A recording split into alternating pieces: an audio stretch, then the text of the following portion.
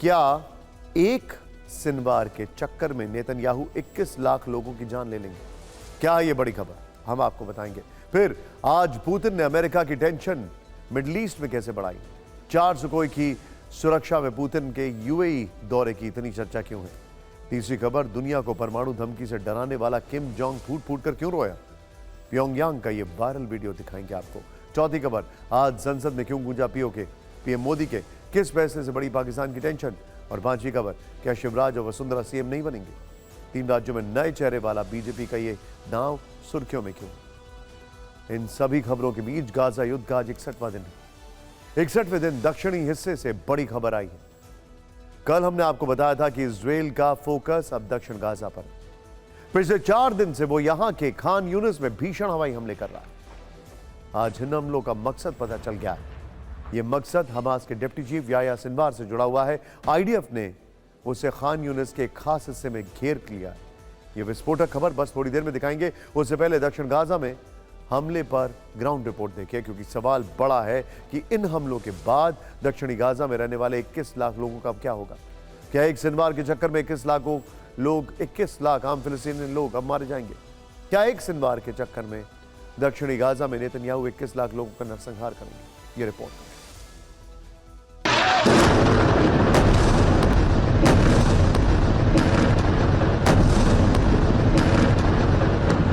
उत्तरी गाजा को कब्रिस्तान बनाने के बाद इजराइल की सेना दक्षिणी गाजा में कोहराम मचा रही है।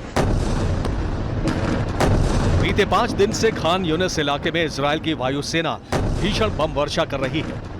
कई इमारतें इन हवाई हमलों में जमींदोज हो चुकी हैं। एयर स्ट्राइक में कितनी ही जानें जा चुकी हैं। रूसी न्यूज एजेंसी तास के हवाले से खबर है कि बीते 24 घंटे में ही इजराइल ने पूरे गाजा में 250 अटैक किए। ऐसी जानकारी है कि इन हमलों में 109 लोगों की मौत हुई है। दक्षिण गाजा में 50, सेंट्रल गाजा में 18, नॉर्थ गाजा में 11 और गाजा सिटी में 30 लोग मारे गए हैं। कल रात हुए सीरियल हमले के बाद दक्षिणी गाजा का खान यूनिस कैसे दहला, ये वीडियो इसकी भयानक कहानी कह रहा है। दूर तक नजर दौड़ाएंगे तो भी शायद ही कोई ऐसी इमारत होगी जो सही सलामत दिखेगी। ये दक्षिणी गाजा में उस खान यूनिस का हाल है जहां आईडीएफ ने लोगों से इलाका खाली करने को कहा है, उन्हें राफा जाने को कहा है। लेकिन मुसीबत यह है कि 2,80,000 की आबादी वाले राफा में पहले से ही करीब 5 लाख लोग मौजूद हैं। ऐसे में दक्षिणी गाजा के लाखों लोग राफा में कैसे रहेंगे? एक अनुमान के मुताबिक दक्षिणी गाजा की आबादी पहले से ही 12 लाख है। करीब 9 लाख के आसपास लोग उत्तरी गाजा पर हमले के बाद पलायन करके यहाँ आए थे। तब से वो यहाँ कैंपों में रहने को मजबूर हैं।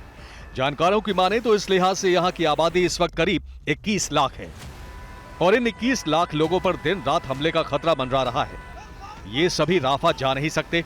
फिर बचता है मिस्र देश, जहां इन्हें शरण मिलने की थोड़ी बहुत उम्मीद थी। लेकिन यरूशलेम पोस्ट के हवाले से खबर है कि यहाँ की अल-सीसी सरकार ने शरणार्थी संकट को भांपकर बॉर्डर पर पहले से ही कंक्रीट की ऊंची दीवार का निर्माण शुरू कर दिया है, ताकि लाखों शरणार्थी मिस्र में ना घुस पाएं। इसके बाद गाजा का मैप देखें तो तीसरी जगह बचती है भूमध्य सागर, जो कहीं से भी महफूज नहीं। तो सवाल फिर से वही है, दक्षिणी गाजा के इन 21 लाख लोगों का अब क्या होगा? क्या नेतन्याहू दक्षिणी गाजा पर हमले के लिए इन 21 लाख लोगों का नरसंहार करेंगे? इजिप्ट भले ही बॉर्डर पर कंक्रीट वॉल बनाकर शरणार्थियों को रोकने की कोशिश में हो, लेकिन इजराइल क्या चाहता है यह भी देखिए आप जरा। गाजा में इजराइल के ऑपरेशन के बीच उसका एक मकसद साफ होता दिखाई दे रहा है। यह देखिए अब आप, इजराइल ने ठान लिया है कि हमास लड़ाकों के बहाने गाजा के लोगों को मिस्र में मौजूद सिनाई इलाके में भेज दिया जाएगा। इसी चैनल ने आपको इसी वक्त आज से कम से कम 20 दिन पहले यह खबर बताई थी। पहले उत्तर और अब दक्षिण गाजा तक इजराइल ने बफर जोन बना दिया है। इस वक्त गाजा में 2 सेफ एरिया हैं। उत्तरी गाजा की सीमा के पास 2.5 किलोमीटर के इलाके में इजराइल ने गड्ढा खोद दिया है। दक्षिण से उत्तर जाने पर पाबंदी लगाने का उसका एक ही मकसद है, दक्षिण गाजा में मौजूद सेफ एरिया तक लोगों को इकट्ठा करने के पीछे नीचे बने अंडरग्राउंड का पता लगाना, जो धरती के अंदर ही अंदर सिनाई इलाके में निकल जाती है। कायदे से हमास की एक सुरंग और उसमें मौजूद लड़ाकों का खात्मा ही इजराइल का टारगेट है। दक्षिण गाजा में इस वक्त रहने वाले 21 लाख लोगों के ऊपर मौत मंडरा रही है, वो भी सिर्फ एक व्यक्ति के कारण। उसका नाम है याह्या सिनवार, जो कि छुप कर बैठा है चूहे की तरह। हमास का डिप्टी चीफ है ये, जिसके बारे में आईडीएफ का दावा है कि उसे दक्षिण गाजा में घेर लिया गया। लेकिन दक्षिण गाजा में कहां पर घेरा है? वो अकेला है या उसके साथ कई और लोग भी हैं? क्या याह्या सिनवार का अंतिम समय करीब है? क्या याह्या सिनवार अब मारा जाएगा? ऐसे कई सवालों के जवाब इस रिपोर्ट में।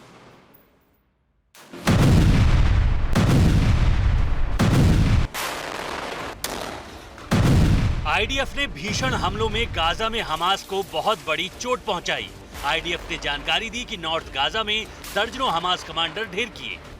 इनमें से मारे गए 5 कमांडर्स की तस्वीर भी जारी की। मारे गए कमांडर्स में एरियल डिवीजन का हेड भी शामिल है। लेकिन आईडीएफ का अंतिम लक्ष्य हमास का डिप्टी चीफ याह्या सिनवार है। आईडीएफ दक्षिणी गाजा के खान यूनुस में उसके बहुत करीब पहुंच चुकी है।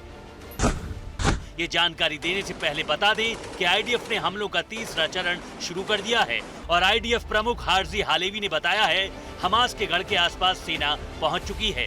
हर हमले का टारगेट हमास और याह्या सिनवार ही है।